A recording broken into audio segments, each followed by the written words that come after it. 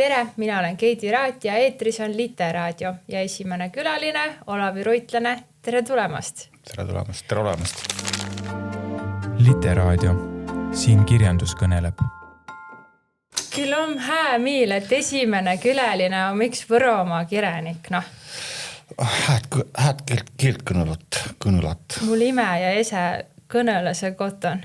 Aga kui ise on täys, siis ta räägib kirjakeeles. Ese. Ime kõnelas kah. Kõnelas kah, õks. Kõige tähtsam küsimus Võrumaa inimesele. Kas sul August Sabe trussikud on juba olemas? Ma olen kunagi nagu teemat tõstnud sellel teemal, et ei ole. Ei ole? Mul on mingisugused imelikud alukad Sergio Tacchini. Nii jabur nimi, et ma olen seda kasutanud ka kusagil kirjanduses niimoodi, et nagu on vaja nagu kõlab hämarast. Vaja nagu mingis lamedas kohas trussikute nimed, siis palju ägedamalt kui Sabe trussikud kõlavad Sergio Tacchini. See kõlab nagu uhkelt, aga tegelikult on mingi ilge rämps. Ühesõnaga, sa ei toeta siis Võrumaa noormeeste aluspükste businessit? Ei, midagi toetanud. Inimestel võib ikka hästi minna. Miks mitte?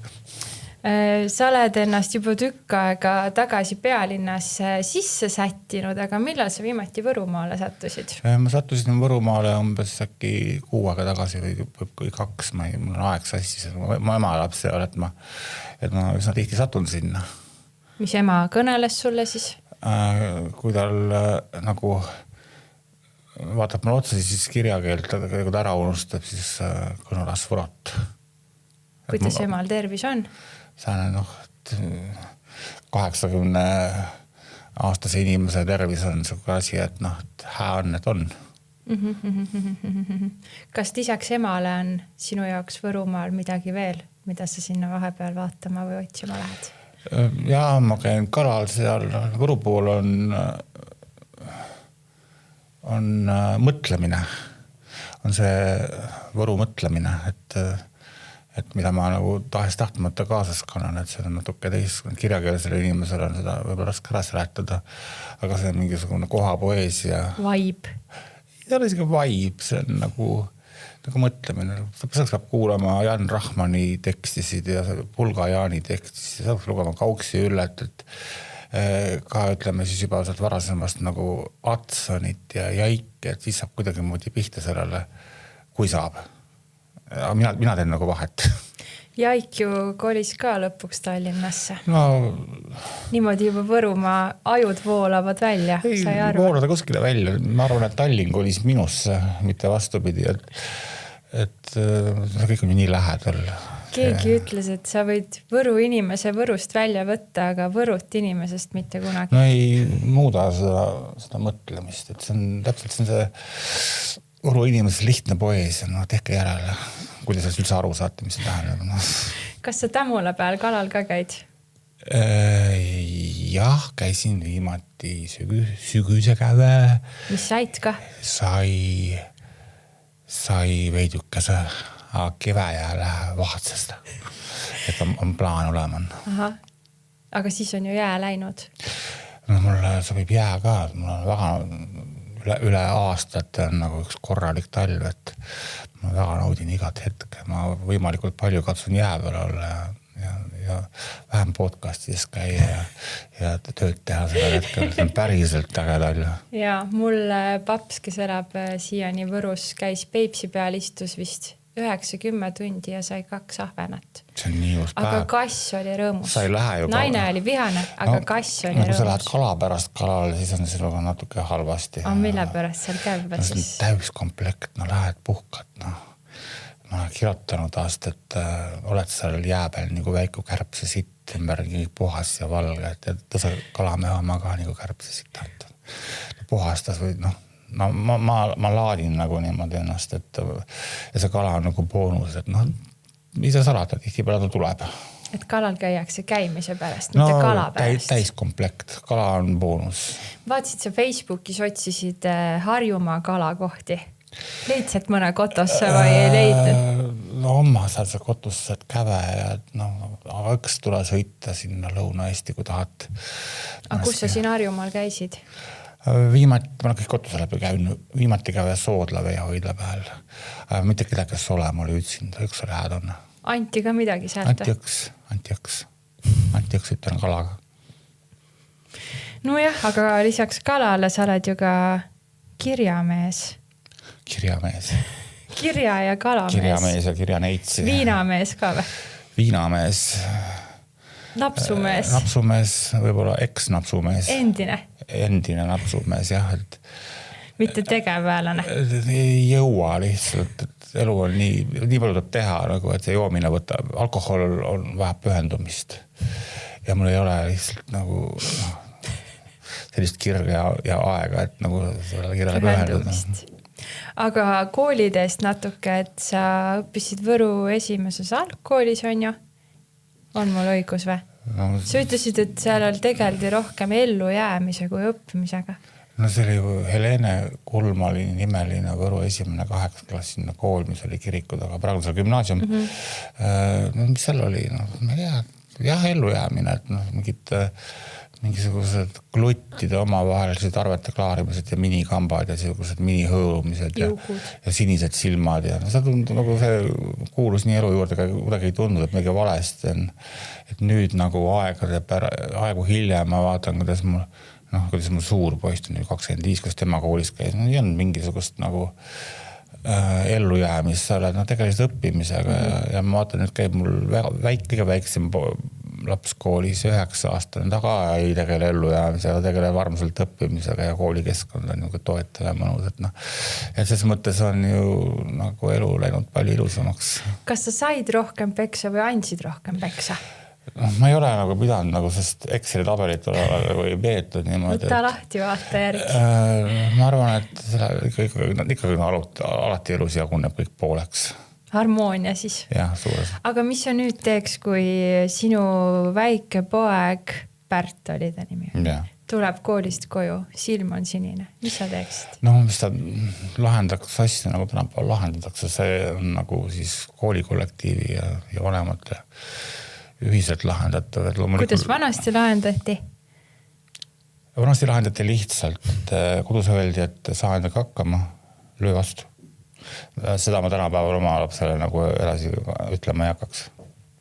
Ajad on muutunud. Jah. Mina käisin küll sinust tükk maad hiljem põhikoolis, aga meil näiteks oli puuküttega koolimaja soo peal. Tead soo peal? Juudi Puudimann, seal poisid lassid ahjusrakette. 9-ndikud ei viitsinud isegi põõsa taha suitsetama minna, tegid klassiruumi akna peal, tegid vahetunnis suitsu ära, nagu nii laisad olid. Et meil elati ka veel hämarat elu ja mina olingi selle sookooli viimane lend. Siis pandi aknad kinni ja uksed. Äkki sina olidki see kaalukeel? Ei, mina olin antlik õpilane toona. Hästi. Või kas olin? Aga kinnise kool läks.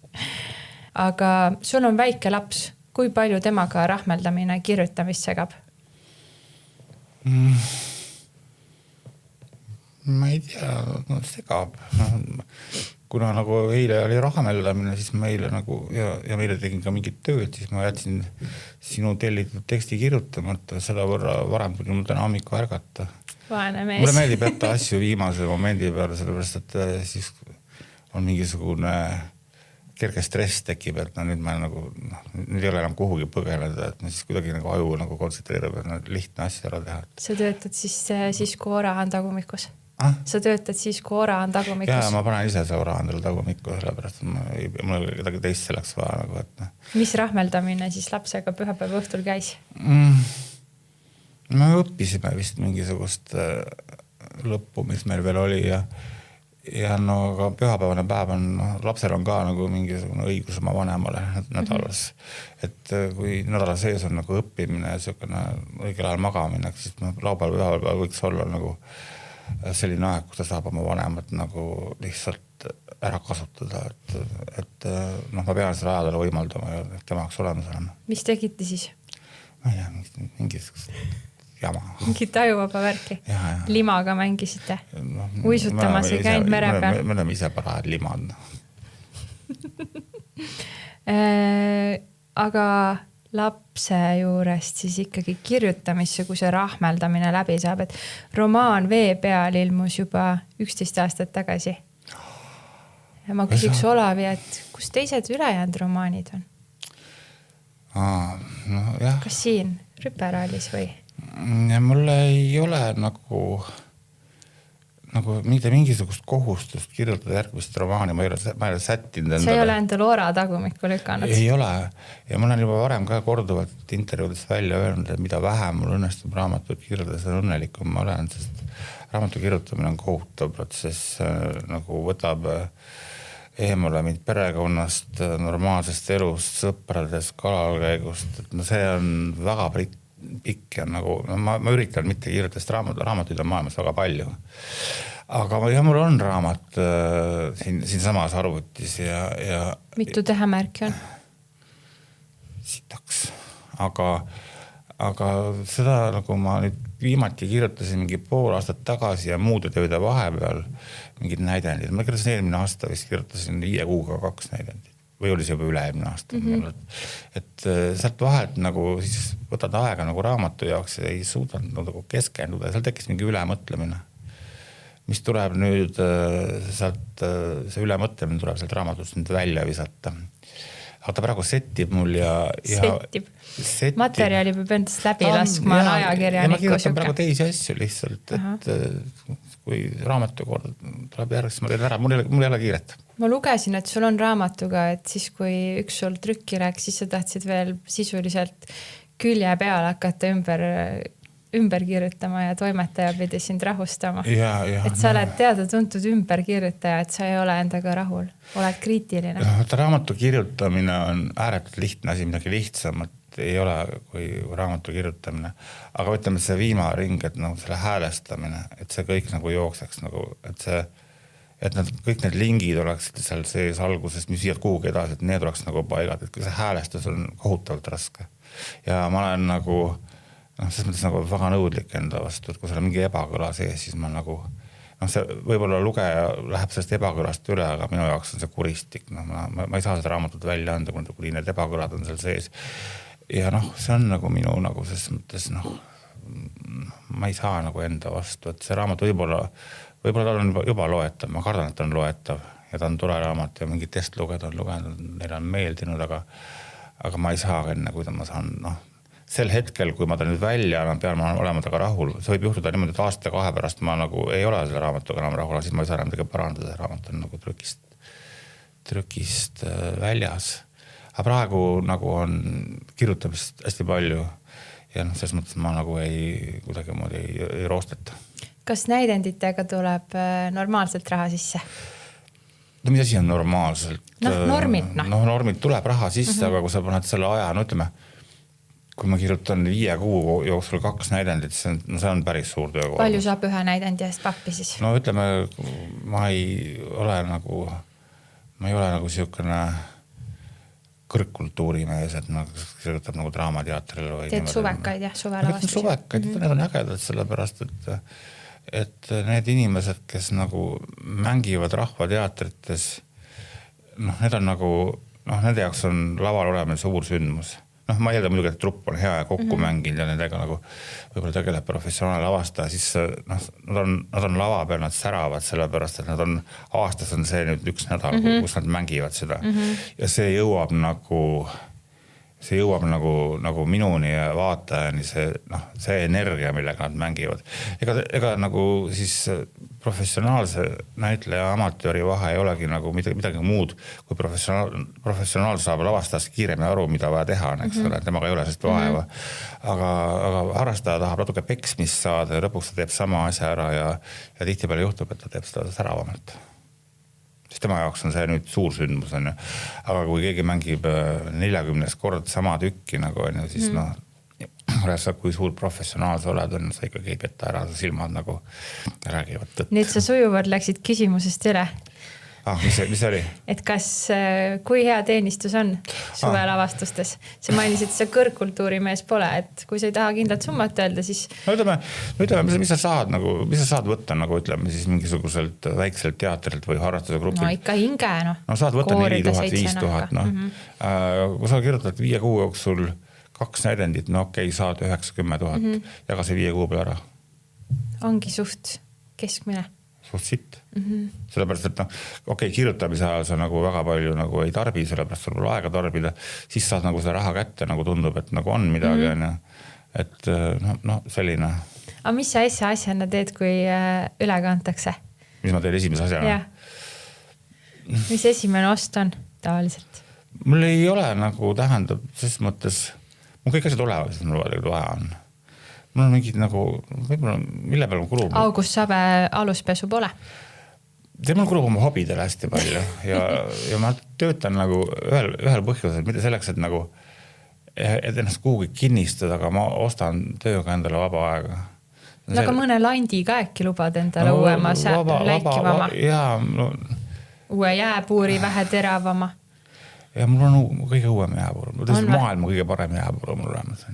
Tõesti mul maailma kõige paremad kalastusseadmed ka kõik olemas niimoodi, et kui mul on vaja midagi, siis on need vajadused on mingisugused kosmeetiliselt tõesti mõni lant äkki või mingi selline. Siis saab lantima minna. Et mul ei ole nagu vajadusi, et mul on nagu söök laual ja isegi arved on makstud. Vaatasin, et puhkusereisil käisid ka jaanuari alguses. Puhkusereisil käisin, jah. Olid palmid taustal? Jaa, Egiptusel. Ma ei tahtnud kuidagi puhkusele minna, sellepärast, et see talv tuli juba nii ilus, nagu ma tahtsin siin olla, aga pereelu on mingid kompromissid. Kui sa tahad, et su pere nagu toimiks ja oleks, siis sa pead vahepeal tegema seda ka, mida nagu teiste. Ühesõnaga naine tahtis Egipti minna? Jaa, me oleme käinud varem ka, me käisime Dahavis. See oli väga mõnus Egiptus. See oli siuke nagu tundus rohkem nagu Lääne-Euroopa nagu Egiptus, nagu Sharm el-Sheikh või Hurghada nagu on teistsugune, siis see oli kuidagi nagu mõnus Egiptus. Mulle jäi meelde, et Andrus Kivirähk ütles rahva omakaitses, et kui temaga sõlmitakse mingi leping, siis ta vaatab ainult 2 asja. Arva, mis need asjad on? No, rahanumber, tähtaeg. Jah, summa ja millal üle kantakse. Sa vastasid täpselt samamoodi, see on mingi kirjanike värk. Ei hakka seal näpuga. Ma vaatan kõigepealt seda nagu, et kas ma viitsin, kas mul raha vaja on ja kas sul raha vaja on? Ja kes tellib. Täpselt nii. Kõik ei võta vastu? Ammu juba ei võta kõike vastu. Aga pakutakse mingid veidraid asju ka või? Pakutakse veidraid asju ka, aga see on see, et vabakutselise elu on tegelikult nagu selles mõttes keeruline, vähemalt alustada seda, et sa ju kunagi ei tea, nagu, millest sa järgmine nagu elad või niimoodi, et sa tikud kõik asjad vastu. Lõpuks alguses oli tööd, aga lõpuks oli nii palju tööd, et kõik tööd hakkavad kannatama, kuna sa kahmad liiga. Sa ei tea kunagi, mis on paras. Et siis mingil hetkel tuleb hakata valikut tegema lihtsalt, siis on elu natuke lihtsam. Praegu oled õigel rajal siis? No suht. Ja. Teed seda, mis kirjaniku hinge ka ikkagi toidab? Ja ikka. Mitte mingit lambikrappi? Igapäevaselt, jah. Mitte kuhugi podcasti, mingit lühijuttu, eks ole? Ma tahan hoida neid oma lugejad ja oma tööandjad ja ma eeldan, et see armastus peab vastastikku, et mu tööandja ja lugeja nagu hoiavad mind vastu. Lugeja ongi su tööandja, ma ütleksin. Jah. Kui palju sa ennast oma raamatutes oled kirjutanud? Kõik kirjanikud kirjutavad nagu ise ennast, aga mis sul ei ole ja mingi muud kogemust kui ise enda kogemus, et need tegelased, mis sul seal figureerivad, need mõtlevad ikkagi sinu enda nagu võimete kohaselt. Vee peal seal oli autobiograafiat segatud nagu muud asjad. Nüüd tuleb nagu see robaan Mäng, mis on, see on nagu kõik välja mõeldud tegelased. No päris välja mõeldud tegelast. Ma olen ka 2 raamatut kirjutanud, et ei ole päris välja mõeldud tegelast. Et kõigil on mingi alge, kas endast, sõbrannast, pereliikmest. No teadlikult mitte, jah, aga ütleme alateadlikult. Natuke ikka seda peksab taustal sisse ju sa ei saa. Võib olla küll niimoodi, jah, aga see on, ütleme, kui autobiograafilist raamatut on nagu lihtsam kirjutada, sest on mingid tugevad sündmused küll taga seal ümber nende keerutada on lihtne, aga tema, kui luua ise terve maailm ja panna see nagu tööle, siis selle häälestamine on natuke keerulisem. Kas sa oled siis ka Peeter Keerits või Heino? Või kõik kokku? ma ei ole nagu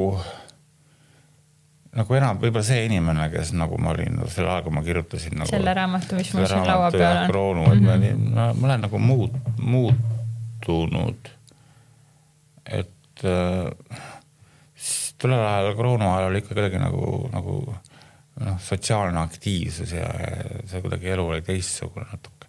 Seal olid ka mingid omad nagu põhjused sellel kõigel. Aga praegu ma nagu võib-olla ma olen siis nagu kirjutaja nagu mingis mõttes küps või et praegu ma ei viitsi nagu tõmmelda.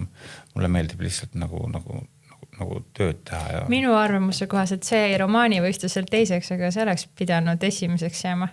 Alati arvan, tulebki nii arvata midagi.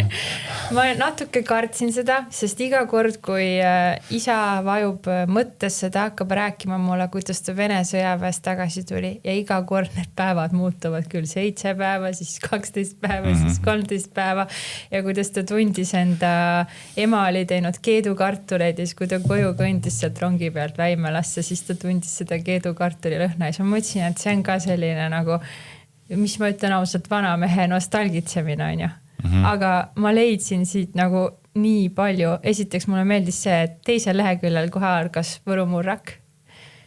Need tegelased olid nii naljakad, pidev mingi varastamine, liiderdamine, laaberdamine, et see on selline mõnus, kui sul on olnud halb päev, siis sa loed seda raamatut ja lihtsalt naerad. Nagu tõesti oli naljakas. Minule kui noorel naisele ikkagi nagu meeldis. Ma ei kutsunud ette, et kuidas see võib noortele naistele mõjuda.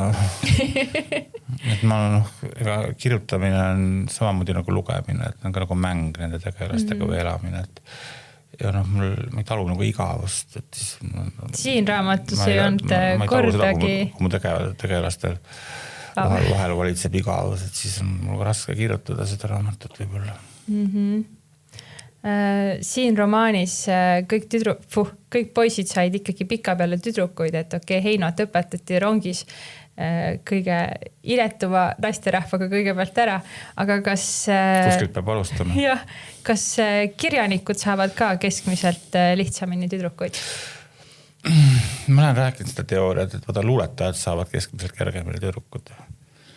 Et aga nagu tihtipeale luuletajatel ei ole nagu tähendab mõistus luuletajaks jääda, eks ole, hakkavad kirjutama nagu proosat. Et veel mingid novellid või lühijutud veel töötavad, aga kui sa muudud romaanikirjaniku, siis ei saa üldse tüdrukud, sellepärast, et see on iseenesest nagu väga kohutav töö. See romaani kirjutajana võtab võib-olla mingi paar kuud aega, see esimese trahti. Et kui sa paar kuud oled kusagil nagu lihtsalt laua taga, see on nii igavat inimest, ei talu ükski tütarlaps.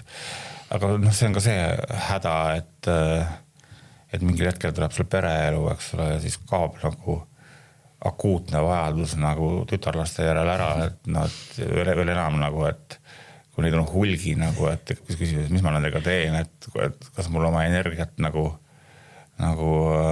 ei ole nagu kuskile targemasse kohta rakendada. Sa proovid isegi selle ära nagu, et proovid nagu võib-olla naisi vahetada. Sa võid johta seda ringi ka, aga lõpus saad aru, et tegelikult et naised on kõik nagu normaalsed, et iga on sinus nagu, kui miski asi ei klapi, et sa ei saa enda juurest ära joosta. Siis tekib see kuskil see leppimine, et sul on nagu pere, sul on nagu naine, laps ja nii ongi hästi. Võib tulla nagu kaikaga pähe, aga siis kui see kohale jõuab, on päris hea tunne. Ühesõnaga, sina enam luulet ei kirjuta? Ma kirjutan luulet siis, kui ma pean kirjutama. Luule on midagi sellist, mida peavad tegema noored inimesed. Et see on nagu siukene, meil on mingi süüdimatus ja kirg taga. Kui ma pean kirjutama mingit näidenditekste, kus on vaja luuleta, siis ma kirjutan. Ma vaja muusikali kirjutada, ma kirjutan. Ja ma saan hakkama. Aga ütleme, et ise nagu istuda taha, see ei ole enam nagu, see on umbes niimoodi nagu vana mees ja noor tütarlaps, eks ole, et need asjad ei sobi kokku lihtsalt. Et luuletada, see on nagu perversne. Et luuletus on siis noor tütarlaps ja... Ei, ma ütlen, et... kui siia konteksti niimoodi panna, et ei sobi kokku. See peab olema. Mis ma räägin nagu, et sa ei küsi mu ka seda küsimust, ma võin rääkida, mis on kirjanduse juures, kultuurielus kõige hullem asi, mis on steriilsus. Ütleme, kultuur kui selline, kultuuri, just ütles, oli mingi uudis, et Anu Saagin käis mingi kultuuriinimeste koosviimisel. Just rohkas, et see igav oli, nagu hullemat ei saanud olla. Aga see ongi see, et kultuur on pandud nagu mingisuguse puuri, kuldpuuri. See kõik seotakse ära nagu kultuuri alla, aga kultuur on meil on kristlik kultuur, eks ole, no on midagi teha, meil on kristlik kultuur. Kultuur on noe kahvliga söömine, mingi käitumine seltskonnas, siis on mingi kirjandus, kunst on. Kuidas sa segad ära kõik need asjad, sa teed selle kunsti nagu siis, mis peaks põlema ja olema hullumeel nagu see peaks heas mõttes peaks olema niimoodi, et see kunst sünnib selle kuradi autori elu hinnaga, et ta põletab ise ennast, sa tead, kas on Mülleri sass, eks ole, sa ei tea, kas on Mülleri sass, mine pärast guugelda ja kus on mingi miiljused ja kogu see põlgkond, need põletasid ennast, neist ei jääd mitte midagi järgi nagu on ju, aga see, mida nad lõid on ju, on ka see asi, mis nagu siiamaani põleb, aga tänapäeval inimesed on nagu säästlikud, ka kultuuriinimesed jälgivad menüüd, eks ole, mida nad söövad, eks tuleks piisavalt. Kas kultuuriinimesed on hakanud ennast nagu kuhugi raami suruma rohkem, oled sa seda tähele pannud või? Ei hakka, nad on viisakad, aga inimesed on alalhoidlikud. Aga... Kas kultuuriinimene peaks olema viisakas? Või olema selline nagu ta on? Kultuuriinimesi peaks olema igasuguseid. Ja üks ei tohiks teist gruppi siis nii-öelda tšaatšida. Ja peaks olema hullumeelest ja pole. Kui me Nagiga näiteks meid visati välja Tartu autorite koondise majast, meil oli nagu siukene nagu tuba seal, kus me nagu tegime kõike selle asja. Ma ei taha öelda, mida me kõike tegime. Jõite ja... No, mitte ainult. Tegime kõike muud ka. Ja, aga see ruum haides pidevalt, sellepärast, et seal oli mingi Veiko märkapraati seal kartult, õlihais ja siis sigareti hais. Kõlab üks hirmus koht oleks. Ja, aga seal toimus kogu aeg midagi. Seal toimus kogu aeg midagi. Hirmsates kohtades toimubki kogu aeg midagi. Sinna tuli, pärast seda tuli, kui meid välja visati, tuli sinna värske rõhu nagu. Seinad värviti heledaks kõik. Patud maaliti valgeks. Kõik tehti ilusaks. Ja nüüd on aastaid värske rõhk. Ma ei võta seisukohta, aga kui need seinad saaksid rääkida. Seinad... Mida nad sinu kohta karjuksid siis? Mida nad seinad siis sinu kohta karjuksid? Midagi. Nagu väga lahedad ajad olid seal. Hästi palju loomingut, hästi palju inimestega suhtlemist esineb. Ma nüüd lueta hästi palju tüdrukud. Tõesti. Poedid saavad nagu... kes praegu veel saavad tüdrukuid poetidest, siis ärge proosakirjalikuks hakka. Kaotate kõik. Enne sa ütlesid, sul Exceli tabelit ei ole, aga kas sul elus olnud tüdrukute kohta on mingi nimekiri? Ei ole. Et palju neid siis luuletustega saadud on? Ei, ma ei ole tõesti. Ma ei loe, ma kalu ka üle palju ma saan ja ei mõõda neid. Et sa praegu kalu tüdrukutega võrdlesid. Ma ei mõõda neid kalu ka tegelikult. Ja mul ei ole kunagi... Mul on kuidagi nagu olnud kohtumised nagu inimestega, mitte ühikutega. Ühesõnaga sõrmedest ja varvastest jääks väheks üles lugemisel. Ma ei saa öelda, mul ei ole kohtumisi olnud nagu... Nüüd häbeneb natuke inimene. Ühikutega, vaid hästi ägedate inimestega. Ja muidugi, mida rohkem on sul ägedaid inimesi, seda... No ühe draama sa suutsid ka üles kerida, kui sa enda blogis kirjutasid oma eks-abikaasast ja kohus ütles, et Olavi nii ei tohi. Mis sa sellest perioodist kaasa võtsid? No seal olid mingisugused üsna väsitavad pereprobleemid, suhted, ütleme siis seal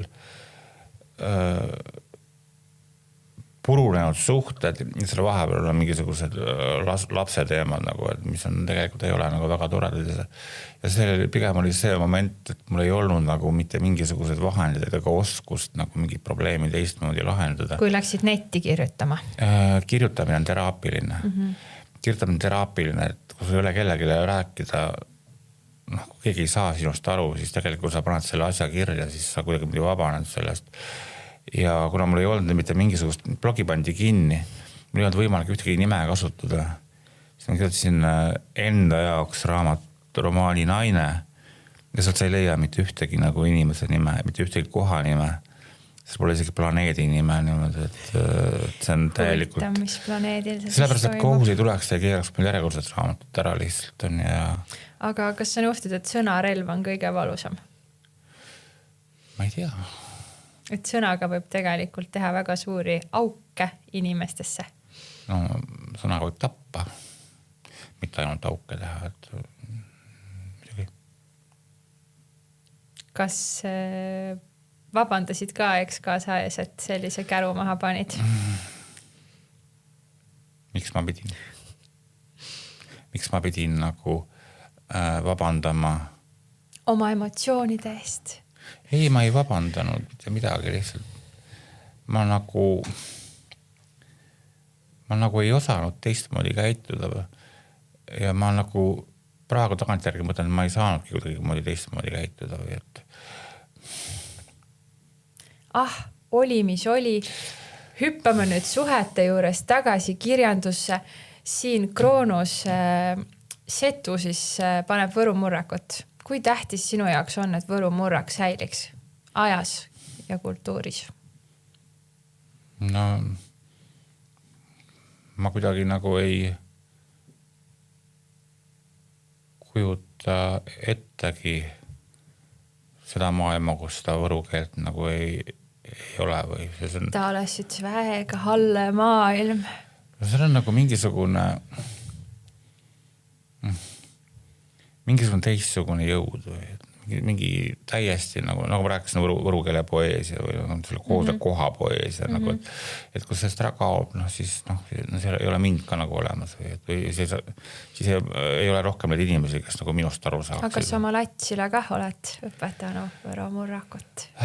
Mul lats praegu, me käisime võrukeelset näidendit vaatamas minu oma viimane suvi ja lats sai kõigest aru. Sai jah? Aga kõneles ka või ainult sa aru? Veidukese kõneles, vahepeal räägime, aga... Kas teil on kodus ukse peal siltan või pruuki võro kiilt? Ei ole. Tuleks panna äkki? Ma olen mõelnud selle peale, kus juures kodus. Mul laps loeb hästi palju ja ta on hästi keeleliselt nagu tugev. Et aga tihtipeale 9-aastane kipub mind ka parandama. Ja kui ta loeb mingisugust raamatut, mida ma soovitan talle, ta luges just mingi 4 musketäri ja siis ta nagu oli kohutavalt nagu vihane mingi lause pärast, mis oli ebaloomulik, sest ma rääkisin talle tõlgetest, mis ja et raamat anti välja sel aastal kaudu, et natukene keel vananeb selle ajaga lihtsalt ja siis ta pika hambaga jäi rahule selle jutuga. Aga mida sina kirjanikuna saad veel ära teha, et Võru murrak säiliks? No ma nagu üldse ei saa aru, mida kirjanik saaks muud teha kui luua. No võtame niimoodi, kas nüüd praegu siis sotsiaalmeedia aastas, ma vaatan, et osa kirjanikke nagu nutab 4 aasta Ukraina pärast, eks ole, ja kirjeldab neid õudusi, mis ta on, vahendab neid õudusi läbi iseenda ja mõistab hukka nagu seal, et ma ei tea, kas kirjanik peaks seda tegema või kirjanik peaks, ütleme, kui see asi tekitab nagu valu või midagi, mingit emotsiooni, siis kirjanik peaks väljendama seda oma loomingus. Ja mina nagu ikkagi, ma ei luuleta nüüd võrukeeles, ma kirjutan neid näidendeid, ma olen neid üsna palju kirjutanud viimaste aastate jooksul ja just võrukeeles, mida võib-olla siis... Näitlejatel raskusi ei tule või? Osa inimesi on koha peal, osad näitlejad peavad natuke pingutama, et tekst selgeks saada, ja ka lavastaja peab, kui ta ei ole päris lõunaeestane, peab natuke pingutama, kui tekst kohale jõuaks. Aga nagu see on minu panus, et kui ma peaksin hakkama võrukeele sõdalaseks kusagil, siis oleks naeruväärne. Ma olen aktivist, kes võitleb võrukeele eest, siis see läks veel naeruväärne. Lähed seod ennast puu külge? Ja, kui ma seoks puu külge... Puu ja metsa all. Ja ainult asi, mida ma saan teha, ma saan võrukeeles nagu luua mingeid asju, seda ma teengi, et rohkem mina teha ei saa. See ongi juba tegelikult väga-väga suur asi. Ma vaatasin, et see siin enda Kroonus ei olnud pannud võrukeelele tõlget, et ongi, et kes saab aru, see saab, see ei saa. Mina mina kirjutasin esimese raamatu Ümber ahju paremale, seal ka peategelane pani Võru murrakut, siis ma panin ikkagi, olin viisakas kirjakeelsete inimeste vastu ja panin tärniga siis alla selgitused. Aga nüüd ma mõtlen, et kas oleks pidanud seda tegema? Subtiitrid. Ma ei tea, kas ma oleks pidanud tegelikult seda tegema või? Googleldage. Inimesed saavad aru tegelikult. Küsige ChatGPT käest, on ju? Aga sa oled öelnud ja arvanud ajalehe veergudel, et kirjanik on väljasurev amet. No,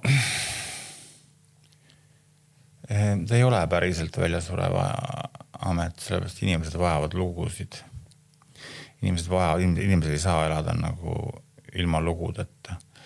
Aga need lood võivad nagu teiseneda, ütleme, et tänapäeval, kui ma nüüd võtan nagu oma nagu lapsepõlvest, siis mingid luuletajad, alates Hando Runnelist, Juhan Viidingust, pluss veel väga paljud, et need nagu kõnetasid ja vaimustasid mind.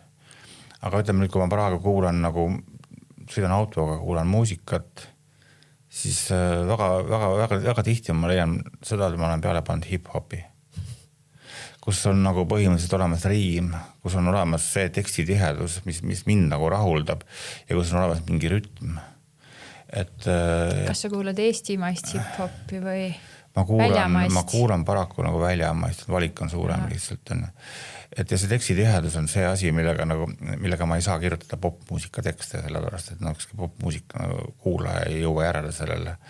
Aga räpi ja hip-hopi tekstis on see tihedus olemas ja ma naudin selliseid asju.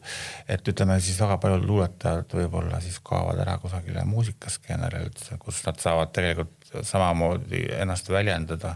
No aga mis see laul muud on, kui luuletus muusika taastal? Kellel on kaasaegne kuulaja ja võib-olla siis ütleme, et need kirjanduslikud naljad, mis olid vanasti väga peened ja kõik ja võib-olla kui sa vaatad praegu stand-up koomikuid, siis tegelikult nende seas on nagu väga lahedaid tüüpe, mitte kõik, aga on ka pärleid ja kui inimene, nende populaarsus on seletav sellega, et inimesed jätkuvalt vajavad nagu nalja ja nende esitus on elav ja elav, just nimelt me rääkisime enne siin kirjanduse nagu staatilisusest ja ütleme siis sellest, et sealt hakkab välja minema nagu elu, et kõik muutub nii korralikuks. Aga stand-up komöödia toob täiega selle elu sinna enda loomingusse tagasi ja paneb veel üle võlli. Ma räägin, et need asjad muutuvad, energia ei teki, aga kaua muundub ühest liigist teise, nagu me teame,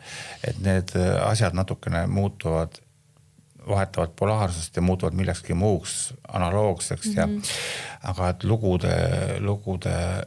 lugude kuulamise ja jutustamise vahel inimesel ei kao mitte kunagi. Sind näeb siis tihti stand-upi vaatamas?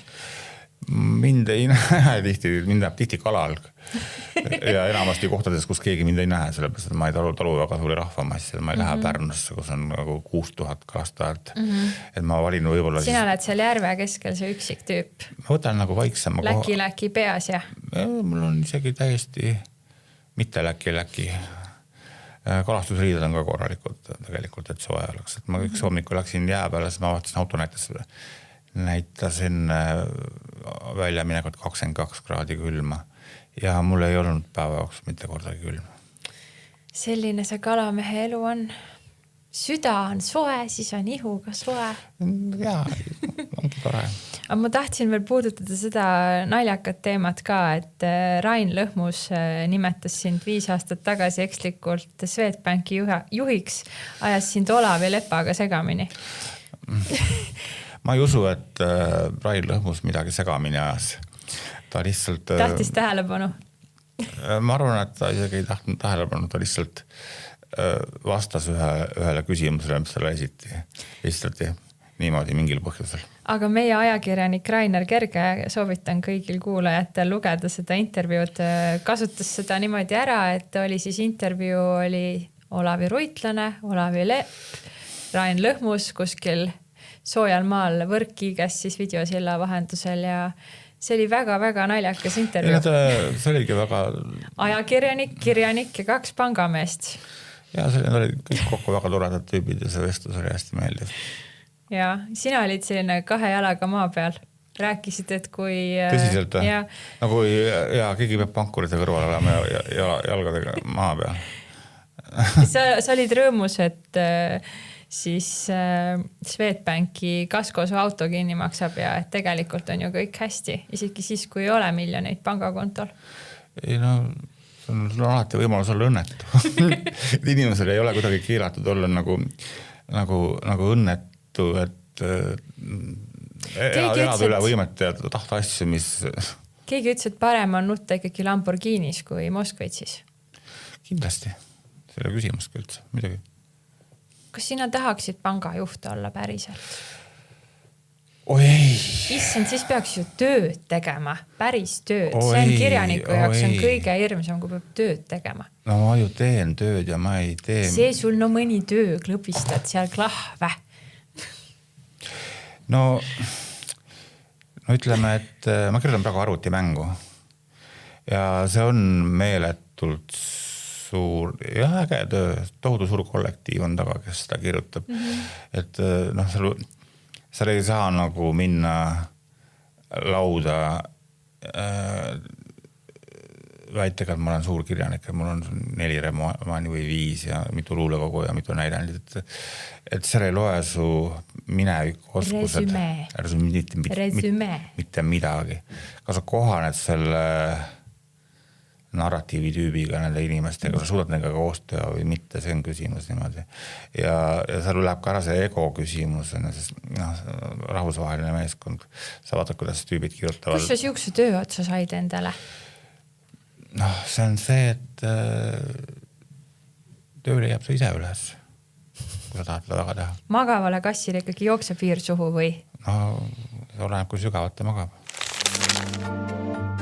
Järjejutt. No nii, nüüd on väikene äratuskell ja aeg järjejutuks. Juhtus siis nõnda, et mina tegin mingi alguse, saatsin selle Olavile ja Olavi täna hommikul võttis ennast lõpuks kokku, onju, ja kirjutas edasi, et ma nüüd loen siis enda peatükikese ette.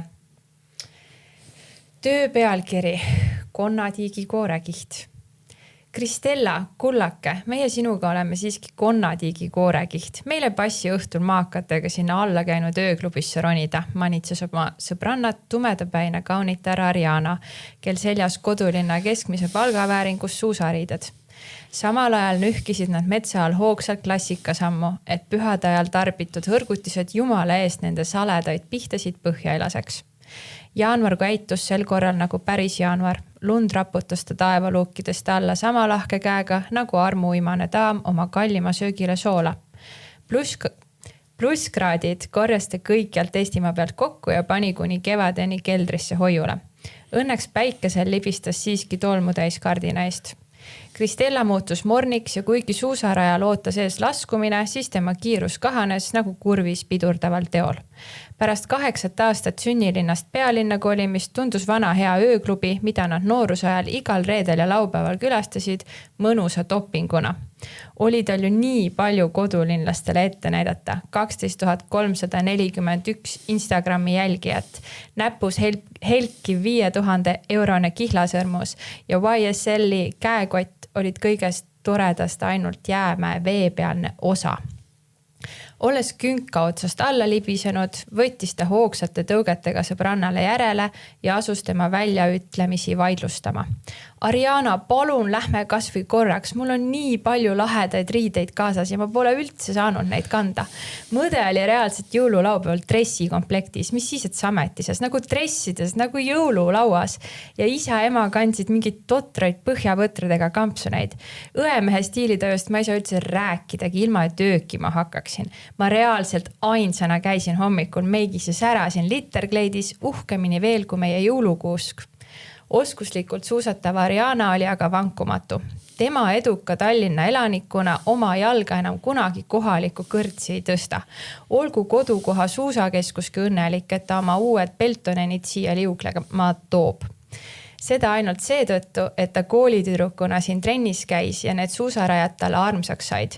Kristella, tule mõistusele, me oleme daamid, hurjutas Ariana ja kruvis veelgi tempot juurde. Siiski suutis ta rääkida lõõtsutamata. Kuigi jah, ma tean, mida sa tunned. Ma olen ka meie pere ainuke stiilitunnetusega indiviid. Kujutad ette, mamps kinkis mulle mingi eriti rõveda kreemika seinakella. Kuhu ma selle tema arust panen? Minu ja Matteo kodus on kõik valge. Vahest seetõttu tundiski Ariana end koduselt ja hästi ka lumivalges looduses suusatades. Siin polnud kuskil törtsugi mingit rõvedat kreemikas valget. Suusaraja servas vedeles küll mitu prisket kuhja hallikat hundisitta, millest karvad ja peenikesed luujupid välja turritasid. Kuid seda konnatigi koorekiht enda õnneks ei märganud. Kuidas läheb lugu edasi, Olavi? Millega su Matteo tegeleb, küsis Kristella. Sama küsimus oli tegelikult kogu nende tutvusringkonnal. Kõik nägid oma silmaga Ariana juures toimuvaid muutusi. Porsche Panamera, teemantitega sõrmused, disainerirõivad, edevad protseduurid. Printsi valgele hobusel, kes talle seda kõike võimaldas, polnud tšikk kellelegi näidanud. Kaugel sellest isegi valget hobust polnud keegi oma silmaga näha saanud. No ma siis näitan sulle, ütles Ariana suusaninasid risti ajades. Tema tagalaskuole Kristellale tuli teise manööre ootamatult ning ta pani kokkupõrke vältimiseks külje sujuvalt maha. Vaata, ütles Ariana ning sirples oma leopardinahast kantega iPhone'i ekraani lumele lebava Kristella poole. See pilgutas nõutult silmi. Telefoni ekraanid paistis küünaldega valgustatud bambuslattidest seintega hämar ruum. Inimesed, teiste seas Arina ise, põlvitasid poolringis ümber hõbedased läikivad singid Black Cambria laulsid. Madre Selva, Lusteria, Canta Suave en mi corazon, Santa Sana, Viana Antigo, Lieva Ievos Midor. Dolor. Milline neist Matteo on, ei suutnud Kristella ära arvata. Matteo on curandero, teda polegi hetkel kogenematule silmane näha. Ta on kehast väljas ja juhib praegu rituaali, naeris Ariana. Mis rituaali? Kus sa elanud oled? See on Ayahuasca rituaal. Lõuna-Ameerika Amazonase piirkonna põlisrahvaste vaimne ja ravipraktika. Kusagil siinsamas puu otsast toksis rähn ja selle ühtne trummeldamine kõlas metronoomina järgmise laulusalmi juurde. Ayahuasca medicina abre portas de sonar con tu cante me iluminas en la noche sin final. Üks poolringis põlvitav inimene torbas neljakäppu küll ämbri juurde, toppis pea sellesse ning nüüd kajasid lumisele väljal üheselt mõistetavad oksendamishelid. Miks see tšikk niimoodi oksendab, ei saanud Kristella aru. Ise sa oksendad, naeris Ariana. See on La Purga. Heidi Purga või? Kristella oli kuskil seda nime kuulnud. Mitte Heidi Purga, vaid La Purga. Lõuna-Ameerika indianastel on La Purga kultuuriliselt puhastuse osa. Kus sa elanud oled, sa midagi ei tea. Ayahuasca rituaalist tuleb kõigepealt La Purga läbi teha, alles siis algab tripp ise. Kristella kehitas õlgu. Ta oli ise viimased 3 kuud Dubais elanud. Aga ta ei tahtnud sellest eriti rääkida. Seal oli kõik täpselt vastupidi. Kõigepealt oli trip Dubaisse ja siis edasi tuli see, millest kohalikult juudid maksid. La Purga. Nüüd tõusis teine põlvitajatest, tormas ämbri juurde, tõukas eelmise La Purgataja ämbrilt, lasi püksid alla ning istus siis ämbrile. Rähn daama oli ämbrilt metsasihile kostuvate helide veel nõutult vait. Väga pobises Kristella kirjutas, miks su onu seal niimoodi sinu ja teiste ees kakab? Kakab? See on nii, nagu mandunud lääne kultuur sellest arvab, itsitas Ariana. Amazonases rituaali käigus väljutatakse niimoodi hirmu, leina, viha, sõltuvust ja traumasid. Kristella vangutas pead. Sellised kultuuride erinevused ajasid pea ringi käima. Dubais oli vastupidi. Just niimoodi hirmu, leina, viha, sõltuvus ja traumasid saadigi. Ometigi mõjus videoklipis nähtu kuidagi rahustavalt. Miks mitte? Kui millelgi on kultuuriline taust, on seda veidike lihtsam seedida. Ja ma saan aru, et sulle ja Matteole tasub see ka materiaalselt ära, küsis ta mõtlikult Ariana muhu mustriga kootud sõrmkindaid vaadates. Need pidid ka kallid olema. Vaimsed praktikat tasuvad ennast vaimselt ära, naeris Ariana. Päris elus on Matteo producer. Mis producer? AI videota oma. Issand, Olavi, mida sa mu tšikkidega tegid? sa kutsusid mind välja ja sa jätsid mulle mingisugust... Ma lootsin, et hundid söövad nad ära, aga ei, nad on hoopis mingid Dubai potipartidel käijad. Aga järgmisel kirjutajal on võimalik sealt tagasi tulla, eks ole. Seda on võimalik ümber pöörata 10 korda ja hundid võivad saada oma osa nagu. Väga põnev. Bravo, ootame siis, mida Urmas Vadi selle kõigega teeb. Oh, issand, vaene Urmas. Külalise küsimus. Ja järgmine rubriik, külalise küsimus. Nii, Olavi, palun jätta oma küsimus Urmas Vadile. Urmas, tuleta mulle meelde aeg nagu kustutab ajust üht teist, et kumb kirjanikest oli see, kes käis millalgi Tartus ringi täpp kulmade vahel, mis oli minu meelest suitsukoniga põletatud. Kas olid see sina või oli see juhtumisi Indrek Mesikepp ehk François Sööpent tol ajal? Vaatame, mis ta siis vastab. Aga pool kodutööd tegid sa ära, jutt on sul olemas, palusin kaasa võtta raamatu, mis sind köitis, sul pole midagi. Nii et selle asemel siis ma paluksin sinu enda kroonusse endale väikese pühenduse.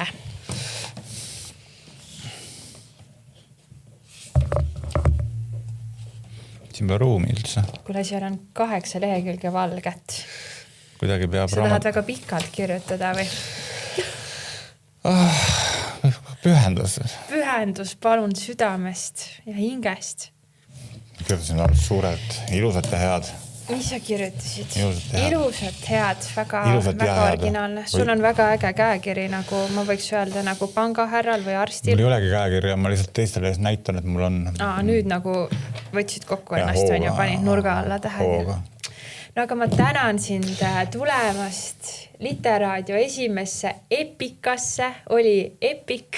Ja, no ma loodan. Kas sulle meeldis? Ja, mulle meeldis, aga kuidas sulle meeldis? Täitsa tore oli. No ikka Võrumaa inimesega rääkida on siuke laadna, ei pea pingutama. Vahepeal mul muidugi silmast hakkas vett jooksma, ma ei tea, mis värk sellega on, aga elu on selline. Aitäh! Aitäh kutsumast! Literaadio. Siin kirjandus kõneleb.